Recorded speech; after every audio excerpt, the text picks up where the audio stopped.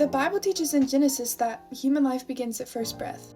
Just kidding, it absolutely does not teach that. A lot of people want to use a story in Genesis on the creation of Adam as a way of saying that all human life doesn't begin until we breathe our first breath. But like any other instances where people are using scripture to fit their agenda, context is key. Adam was the very first human being created, and that's how God chose to go about it.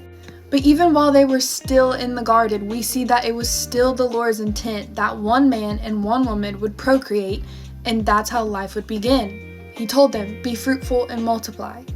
And nowhere else in scripture do we see God referencing that humanity or human life begins when they breathe their first breath.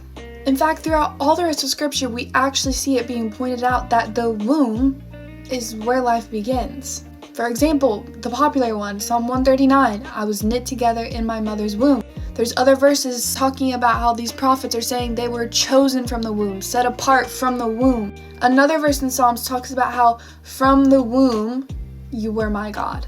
And of course, we can't skip over the obvious one here that God literally sent Jesus through the womb, and he didn't wait to tell Mary about his humanity or his life until after he drew his first breath. She was informed instantly who she was carrying at the moment of miraculous conception. So yes, of course it's easier to say that human life doesn't begin until first breath when we're trying to justify taking life while still in the womb.